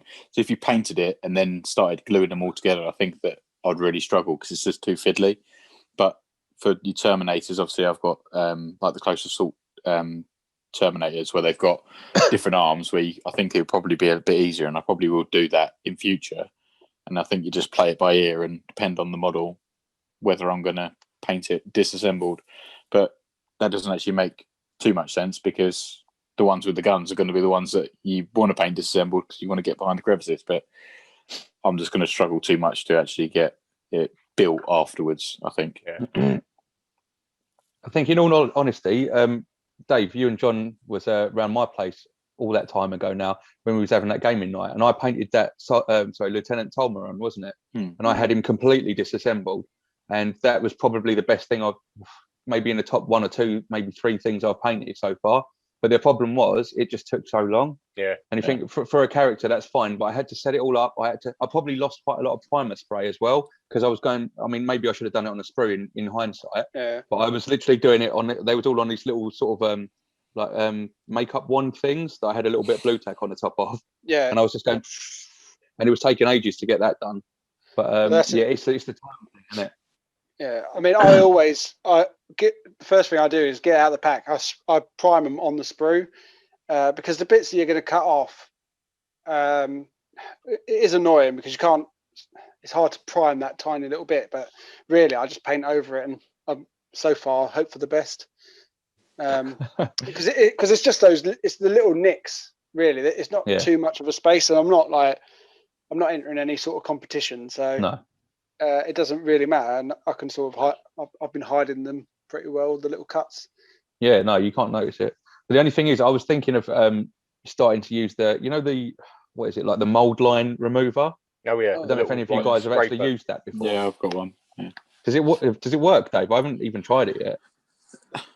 Yeah, it does work, but again, it's one of these things that you need to get used to and you need to be quite careful with, because sometimes it works a bit too well. And you end up just too much off. Yeah. If you're a bit too forceful with it, you end up just taking a bit more than you want to. So it's just being quite soft with it and getting used to how it is, because it's literally just metal on plastic. Plastic's going to lose every time. So if you're too forceful with it, you end up digging out part of the model and it looks ridiculous. So learn that. I wasn't going to do it originally. Yeah, I wasn't going to do it originally just because I thought, no one's going to notice. But when you start, you're getting the proper lights and that, and taking decent pictures of them and putting them on Instagram, it shows out like you don't even see it with your own eyes until it's up there on the screen, and you're like, oh fuck, that looks really bad. Yeah. So I think I could do that. One more on like painting very quickly. Does anyone else find their brushes get totally knolled up or like frayed when using metallic paints? Like, how much are you losing brushes or losing the tips? I know what you mean. Metallic. Yeah, especially with Balthazar Gold, it really sticks the brush together. So when I'm doing all my metallics, because the Death Guard have so much, like my rims are all gold. So literally I'll do a bit on that section. Say if it's an arm, I'll do that. Then I'll just stick the brush back in the water, and then because I've got 2 of those thin army painter brushes. So I'll put that in, and then I'll go and use the other brush to do something else, let the paint come off, and I'll just keep resetting it. Because when I first did it on my other Marines, it literally was drying and killing the brushes. And then I think once I got a toothpick and tried to pick all the paint off, and I just ripped all the bristles out. So yeah, it's like if I am Glenn shaking his head. Yeah. But they were just cheap eBay brushes, nothing good. But yeah, so when I'm doing the Balthazar Gold, I'll do like that bit of detail and then wash the brush and start again, so it's not just soaking into the bristles. What about you, Tommy? I know you use a fair bit of metallic. To be honest, this isn't a tip or anything or what anyone should do whatsoever. I just buy shit tons of really cheap brushes and just keep you. And if they wear out, I don't care. Like I'm getting like 12 brushes for like £6 or £7 on Amazon. So I mean, the real way to do it obviously is you use a metallic. You then wash it with like, is it like you use like you can use some fairy on it, can't you, or some washing up liquid and sort of just dry it out and then twist it around on a towel to dry it like that to get it back in shape and all that. But I just think it's all down to the individual, really. How much do you care? Do you know what I mean? If you're doing like rank and file, you just sort of slop it on, don't you, and use a cheap brush. So, but I found probably the worst thing for me is, especially at the beginning of using contrast paints, was overloading my brush and it just goes because it's so like it's so liquid, isn't it? So it just travels straight up the end of your brush and into that base bit and completely nulls it up. That was the trouble for me. But, What about you, Dave, and lead belcher? I know for your guns, you had much trouble with metallics? I haven't had too much, but I watched a fair few videos at the start on how to not ruin your brushes, because I bought a load of. I got a bit eager and spent a lot of money on Citadel brushes. So I thought, oh fuck me, I better not ruin these. So I'm not going to have enough money to replace them. So I bought one of their sets, and then I looked at it, and obviously after every time that I use a bit of paint and then I wash it, and I get another bit of paint, and I've started using the palette from Games Workshop, which he said was shit, and I agree, it's a complete pile of shit, but it has its purpose sometimes, I think. But I'm quite careful with my brushes. I wash it after every time I use a bit of paint, and I get for a fair bit of paint, I think, like that, because I'm washing half of what I'm getting out off. Yeah. But my brushes seem to have lasted so far. So, I mean, compared to the amount of models, I've probably done close to about 100 models now, and I've only bought 2 more brushes, and that's only because I'll keep using the same ones quite often for each model. So I don't think that's too bad, but overall, yeah, I think that's a fair go. I think that's right. I said at the moment I'm scared of using my fine detail brushes with the metallic because I don't want to ruin them. I'm like, but I'm getting to a point where the old brushes are now too flared to do detail with them. So I'm like, yeah, I'm going to have to start using them. I might take your approach if I'm honest, Tommy, because like, I don't know. Loads of cheap ones. Yeah, can't go wrong. What about yourself, Glenn? Yeah, I was going to say, like, I don't really notice too much of a difference, mostly because I would wash my brush out maybe twice as often when using metallics as normal paints. Like, as I'm painting a guardsman, for example, I'll get the base color of pretty much the entire uniform on without really washing the brush out too much. But for picking out just a few little bits of metallic, I'll do that, and then the brush goes straight in the pot, give it a little wash, and like you say, take it out. I like to spin it in the crease of my hand there just to get it back to a point, and then let that dry. That's the best way I find for keeping the tip on the brush. It's just washing it out really, really regularly, like Dave was saying. So yeah, I've not really had much of an issue with brushes, and I'm pretty much use exclusively the Citadel brushes as well, and I find they've lasted me quite well. Like I've not bought a brush for years. Not really painted a model for years, but they've lasted really well. Glenn, while we've got you on the subject, with regards to brushes, if you get like a stray strand or something's on the brush when you've already bought it, and there's one, there's always a couple that are a little bit longer than the others or whatever, do you just snip the top of that specific one, or can you pluck it out with tweezers? Because I've heard people say never pluck anything from your brush because it messes the way the rest of them around it are sort of set. You know what I mean? Or you just... you really shouldn't pluck brushes like any hairs out of it, because like it is set in there. So as you remove little bits, you're going to loosen everything. I mean, like a single hair is probably not going to make a huge difference, but it is going to loosen it a little bit, and then there's going to be that little gap. And what about that more will come out? What about jamming a toothpick in there and just wrenching the dried paint out? It's not a technique I'm familiar with, but if it works for you. Well, and then I held it against the table and used my thumbnail and just ground it out into paste. That brush didn't survive. Yeah, I'm not surprised. Yeah. But I tell you what is a brush killer if you're not careful. Typhus corrosion. It's mad. Like, the name says it all. It's but gritty. It's got gritty and stuff in it. Yeah, you dip your brush in it. It soaks the paint up into the brush straight away, and it lays really thick as well. And like you say, it's got grit in it. So if you're not paying attention, like the first time I did it, I painted something with it, put the brush down, and it dried, and then all the hairs were just completely frayed, and I couldn't even rescue the brush. Even when I washed it, just died. I think that's one thing I've started doing with regards to that type of stuff. I've got quite a lot of brushes now, as you can imagine, of just buying these things off Amazon or whatever. But the ones that I save that aren't good enough to paint regular stuff, I use for things like that now. Typhus corrosion, that, because you're never going to need to find detailed typhus corrosion. I wouldn't imagine. So yeah, I just use an old shitty brush for them things with the grit on, and obviously for the basing as well. You got that what's that stuff you use? Armageddon dust, is it? Armageddon dust, yeah. That really. Whatever shitty old brush I can get. Christ, you're not putting that on with the brush, are you? I stopped doing that. I use one of those little like plastic palette spatula type jobs. Yeah. That's what I use. Yeah. Oh, I don't have any of those. I just use the brush. Well, we know how you treat your brushes, so what do you go through brushes that are rating up? I've got two Armageddon dust brushes that are fucked, but they serve a purpose of pushing Armageddon dust across the base and underneath the unit's legs. Yeah. You can buy one of the little spatulas for one of the Citadel ones. Oh, I don't need to, because the brush hairs are all dried on, so it's like a spatula. Yeah, yeah. Improvise, adapt, and overcome. So what I suppose the next question is what was one of the biggest mistakes, or of each of us, what's the biggest mistakes we've made so far when we've been painting? I'm happy to go first on this one. The thing that I hate white paint. I've decided I hate it. Like the contrast paint in white isn't white anyway. It's more of a grey colour, and doesn't really go over anything particularly well.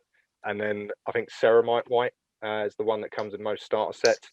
The first time I used it, I was trying to paint it on Chaos Guardsman's face, and literally just this glob of white went, and that was it.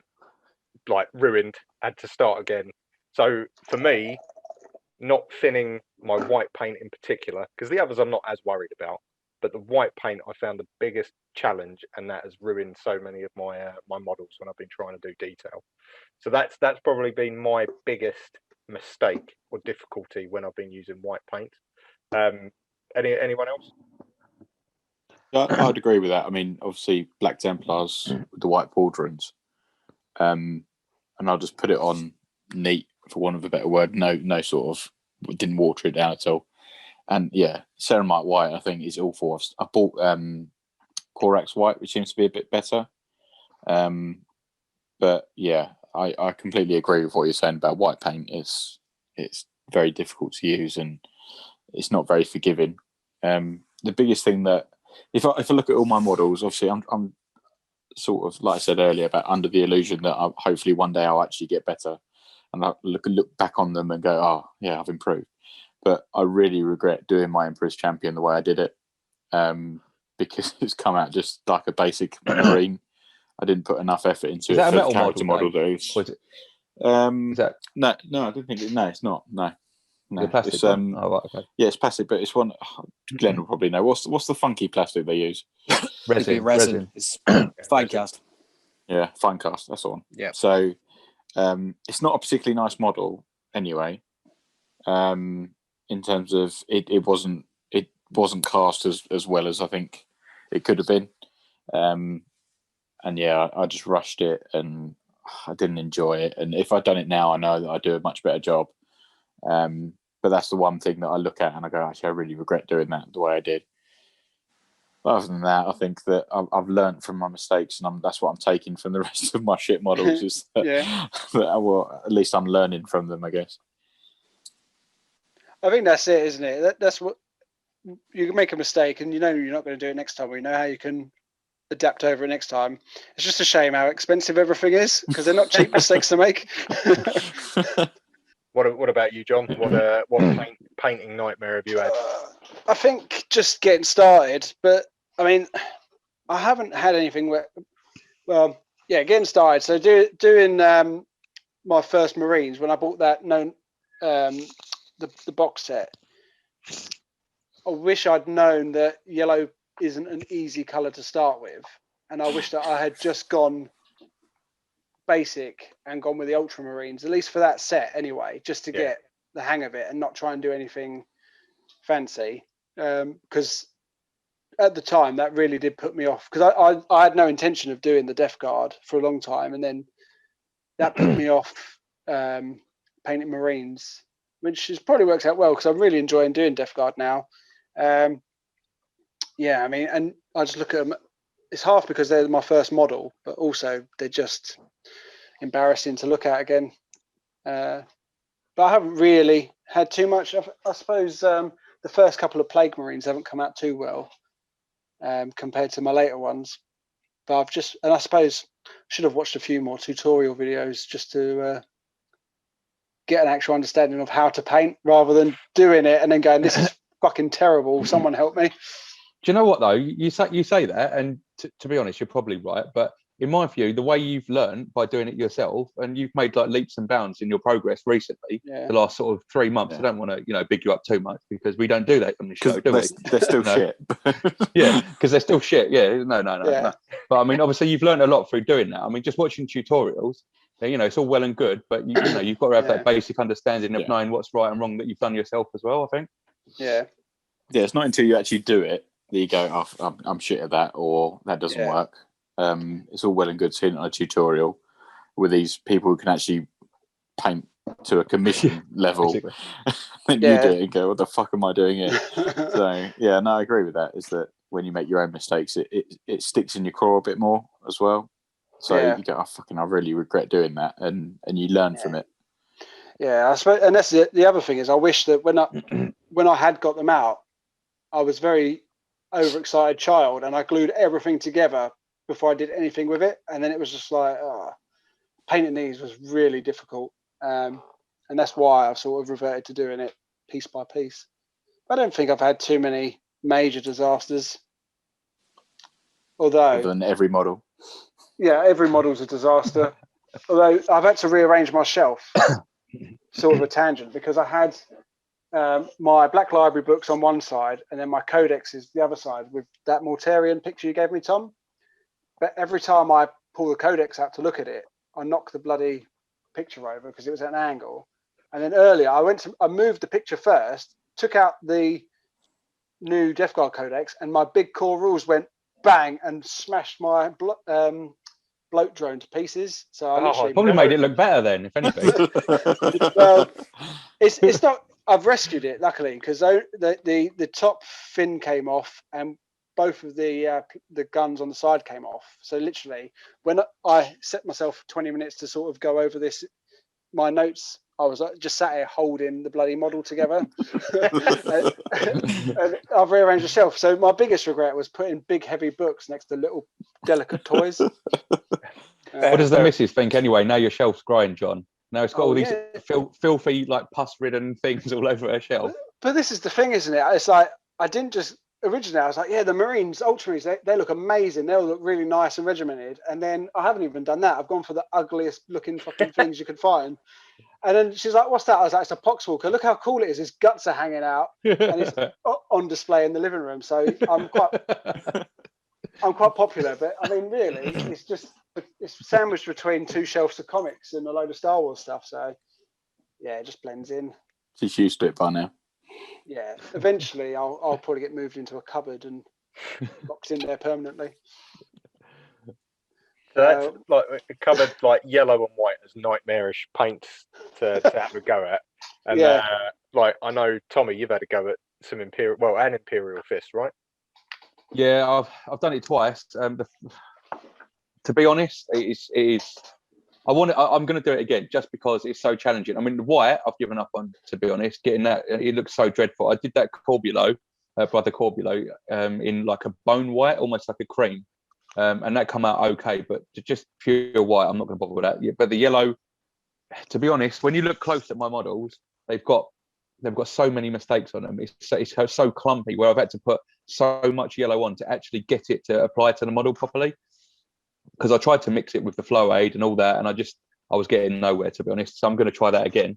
I think out of all of us that's had the most success with it probably would be you, Shane, because on your Space Wolves, because some of their pauldrons have got it, haven't they? Yeah. And it does actually look pretty decent. I think it's quite evenly applied and it's a decent enough colour on there. But what do you use for that? So I it was more by luck than judgment. So I just didn't. One of the contrast paints I got was called, I think it's called Nazreg yellow, but it's not like a bright yellow. It's like an off yellow. So it's like a dirty yellow, like an ochre, almost like an ochre colour. Yeah, that's a little bit. And you put a couple of coats on it. It's no good if you need a bright, vibrant yellow, but it's quite good if you want like a dull or dirty yellow. And for the wolves, it kind of works out quite well in the theme. But like it's not like retro Space Wolves where it's a really vibrant yellow. This is quite a muted yellow. It works out quite well. But if I don't know what I'd do if I wanted a vibrant yellow. Like, as I said, it's I think what I found out from the work I was doing. Obviously, I showed the group a couple of pictures of my first bases and that the first and second coats. And it was going on really well at first. I was doing it very thin, very evenly thin, if you want to call it that or whatever. But then literally after that, I just got impatient and just blobbed the load on and just sort of thought, like, I can't do this all night. I think it would have taken about 8 coats or something doing it that way. But it would have gone on okay if I just kept it, one after the other. But it's such a tricky thing to do. Yeah. About you, Glenn? Oh yeah. To be honest, I don't really have any massive mistakes or anything like that because I just accept whatever I've got. My only wish is I learn to paint on something other than Marines first, because if you start on a Space Marine, it's nice, it's big, it's chunky, That's what she said. Well, yeah, your wife did say that to me last night, but that's not the point. Yeah, no. It's the same when it comes to gaming as well. If you learn to play or paint on something that requires a bit more finesse, ultimately it makes you better in the long run. Like I can paint a Space Marine with my eyes closed. I can build a Rhino with my eyes closed because I've done so many of them over the years. But when I look at painting an Eldar Guardian, I think, fuck me, that's tiny. What am I going to do with that? Where am I going to highlight that? It's just a bit more challenging and it requires a bit more thought.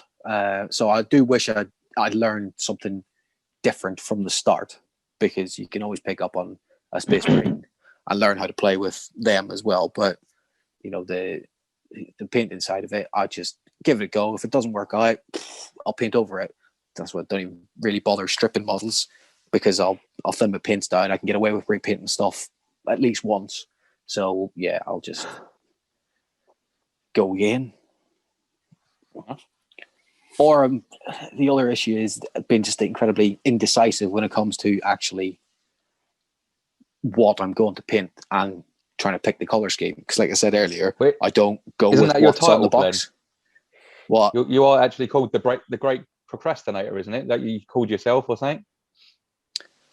I thought it was masturbator, but okay.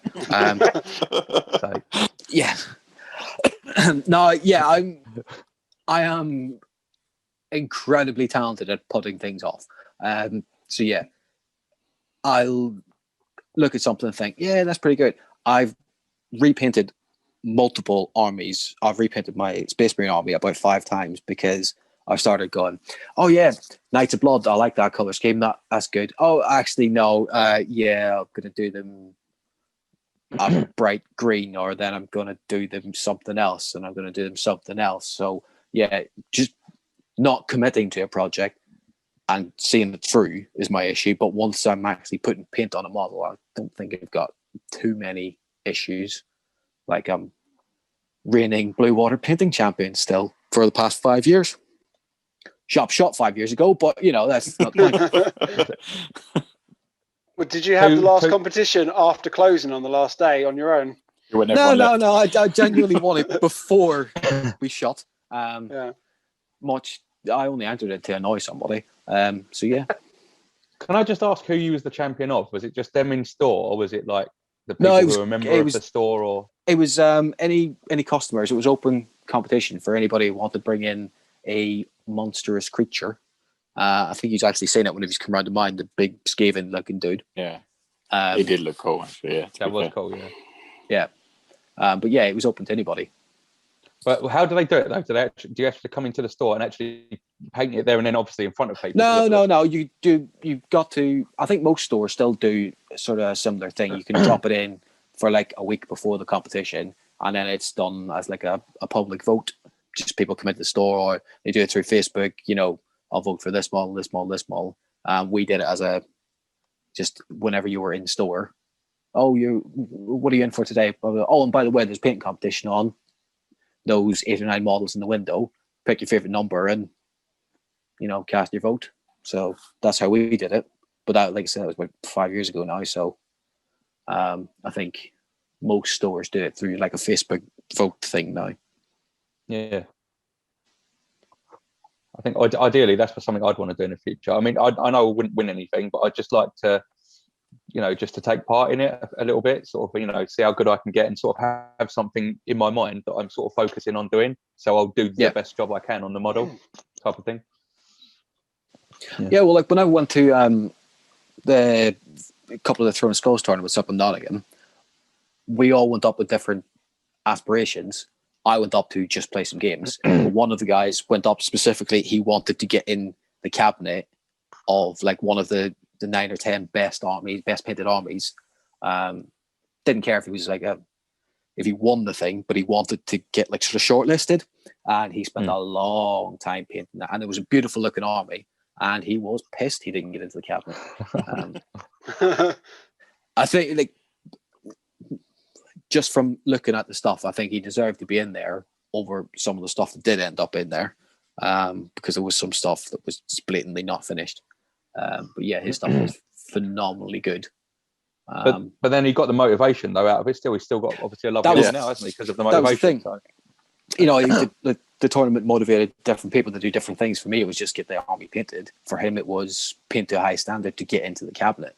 Other people wanted to win. Other people wanted to be, of my gaming group. I think we've had like a winner of Throne of Skulls. We've had people who've won the Emperor's Laurels, which is the best person to play a game against across the entire weekend. He's won it multiple times. He's actually a cracking guy to play a game with. Yeah, and I just went up for the weekend drinking and play some games.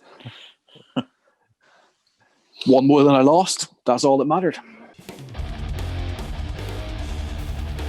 So yeah, I think the only thing I would have said is regarding painting mistakes is that like wash it. I have a bit of a difficulty overwashing my models sometimes because I think I like them to look like they've been to war, like they're a little bit grimy, and obviously for the detail to stand out, because I can't edge highlight or anything like that. I've got to have some sort of detail on there.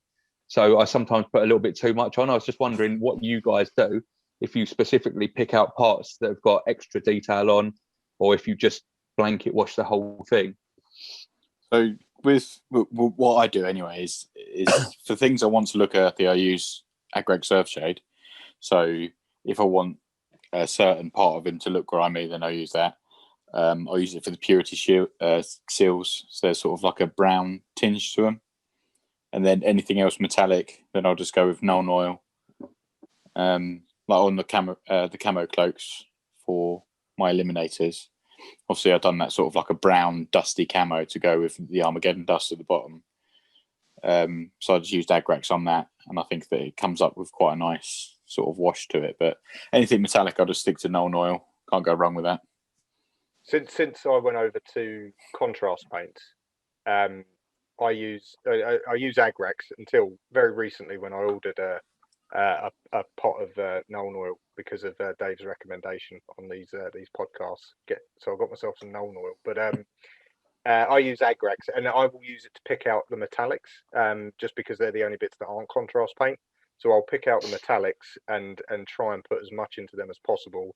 And then the only other place I'll use it is if there's a bit that I know, like I've missed a little bit, or the coverage hasn't been quite perfect. I'll try and drop some wash into there just to give it a bit of colour. Just because it's a little bit that will bug me, but no one else will probably notice it.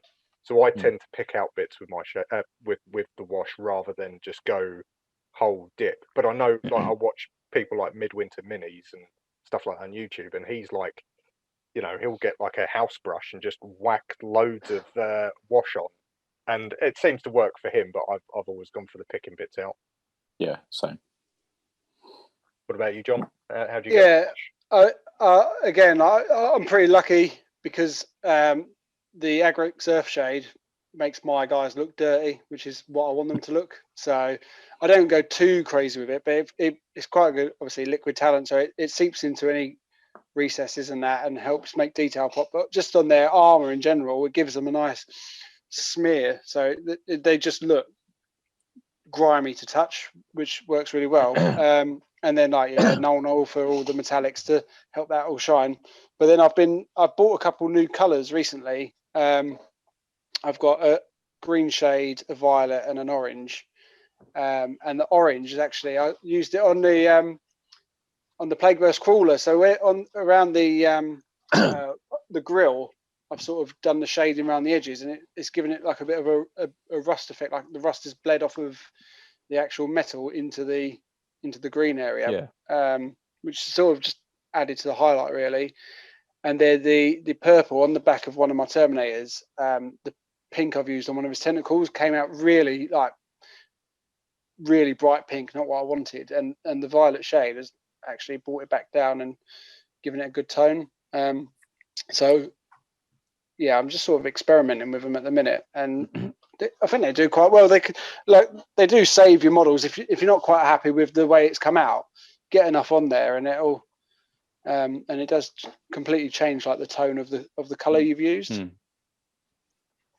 So what I've got so far from everything you said is once this recording finishes, you're going to go and lay in the bath and put Agrax over yourself to make you feel more dirty. Yeah, I just feel dirty talking to you. I've heard that before. This is just filth. Glenn, what's your advice for washers moving swiftly on from the love affair? To me, it's situational. I'll try and once I've done sort of like my base colors, I'll look at what am I going to wash, what colors, like stuff I'm painting at the minute. The bone colored armor and the red fatigues are washed with Agrax, so they get a good pasting of it, and then I start on different colors. Then when it comes to washing them, you got to be a bit more precise with what wash you're putting on what colors. I tend to use a lot of different washes. I have like the full GW range of washes just because I like to make sure I've got the right tones going with the right kind of colors. I know a lot of people just tend to use Agrax over most colors because, to be fair, it does work over most colors. But it just depends on what kind of feel you want from, like over your metal work and things like that. I think null oil works very good for like getting like an oily kind of effect on a weapon, whereas your Agrax gives you a slightly grubbier feel. If I want like a cleaner, more polished kind of steel look, there'll be a blue wash over it before a highlight. So it just depends on what I want to go with. And this is coming from a man, the reigning Blue Water champion, who told me just put Agrax on everything. Yeah, to be fair, at the time you were just sort of getting started, and John said, it is liquid talent. Like, it is very forgiving and works with most colors. Then you can just up your game from that and start to get into like your other colors and making sure you've got the right ones to complement the colors you're going with. Yeah, cool. Because like my old boss used to, one of the ones that gave the varnish advice, he washed yellows with he washed yellows with purple because it made he was phenomenal with his color theory and things like that. So he knew what colors worked to make it pop. Like whenever he was painting white, for example, like we were talking about earlier, he pretty much used brown to start with, and sort of with my brother. That. My brother Corbulo, I put on Seraphim Sepia, like it's really I say light brown wash, and that worked a lot better than the Agrax did at first. Because with the Agrax, I had to wash it off because you can get it off with varnish, can't you? If you rub enough varnish on, it takes the wash off that you've used. If you know what I mean. Have you ever done that? No. Well, there you go. It's a little tip. It's probably not, it probably wouldn't work for anyone else. But it does actually work. If you haven't long put the wash on, then you put a varnish over it and then keep rubbing it with a brush and it will come off. But the Seraphim Sepia works really well. What do you guys use? Pretty much added nothing. What wash do you use for gold? Like, would you use Nuln oil for that or Agrax? Agrax. I use Nuln on it. I use Reichland always Flesh Agrax Shade. for me. Sorry, what was that one, Glenn? Reichland Flesh Shade. Okay. What's your rationale behind that, Glenn? It's a slightly softer, reddier tone, and it works quite well with bringing out the actual gold color without sort of muting it down like your Agrax and your Null will. I wouldn't go brighten out rather than dull it down. It complements the color rather than sort of changing the tone of it. It's just it's something that I would go with whenever I was doing golds. Would be sort of the flesh colored washes. Works quite well on it. Cool. So there you go, painting champion. Fuck you. Reigning champion of Blue Water. All three people that showed up.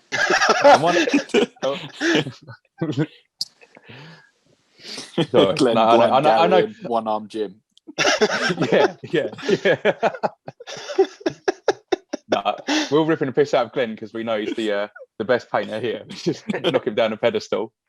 That's enough for this week. If you want to tell us how wrong we are with our painting techniques or anything like that, or you've got any other hints or tips that might help us out, then please feel free to leave a comment in the YouTube comments. We're obviously on YouTube. This will also be on Spotify or wherever else you get your podcasts. Check us out on Iron and Ceramite on Instagram. I'm Falconite Eddie, and Shane, you are? I am Adeptus Mansfieldicus. Tom? At Average Painter 85. Dave? I'm the Namakash Crusade.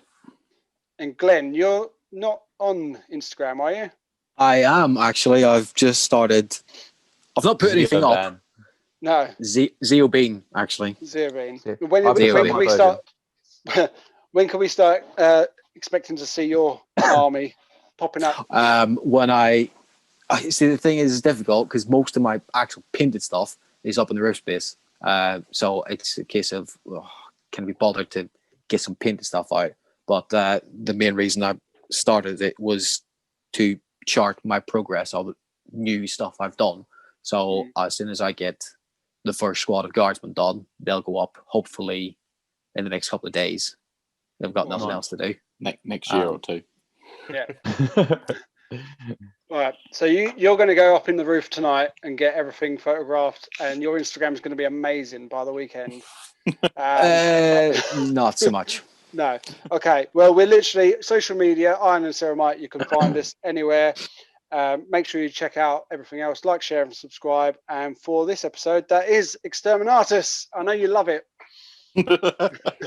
Bye. Bye. Oh,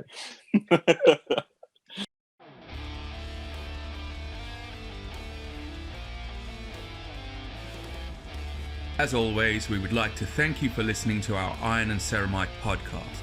If you liked us, then you can also find us on YouTube, Facebook, Instagram, and any other good podcast services. Just remember, in the grim darkness of the far future, there is only war. Yeah, go for it. Yep. Cool. Hang on, when someone's speaking, you was just speaking, John, you went off of the screen. You was the only one I couldn't see. Oh, really? Yeah, so hang on. Let me just try and... I don't know. Just do it. If I put it onto single view, then whoever's talking, I can see. Yeah. That'll do. It'll do. Cool. Smile, everyone. You're on TV.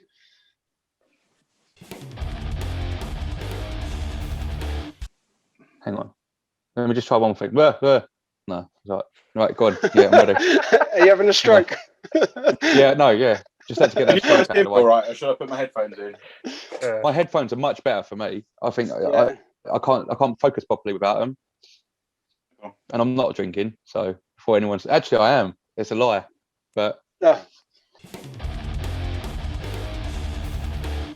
Should we do contrast paints first?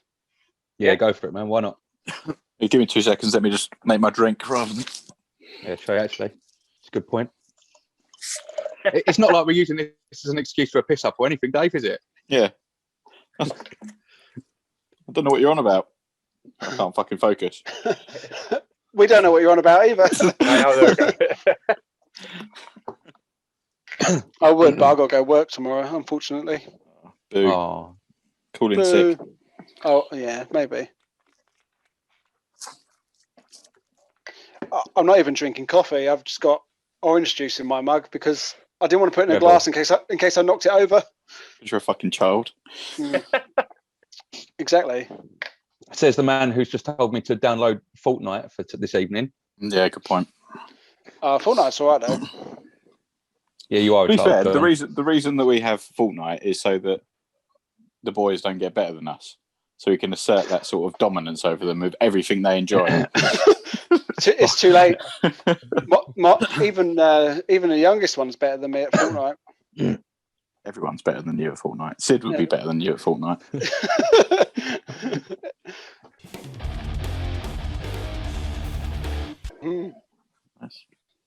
Guys, can I just take literally a 2-minute break? I've got someone knocking at my door. 1 sec. Yeah, go for it. I use that opportunity to go. Yeah. He's going to get murdered. I'm going to pop to the toilet quickly. Go on, I Oh, cool. I'll go for a 5 break then. I'll just wait. It'll be fine.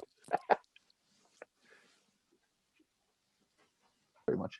We're recording. I mean, cool. Wait till Glenn gets back, I suppose. He's Yeah, no, I am back. I'm not allowed to vape in the house. Oh, right. I can't see him anymore.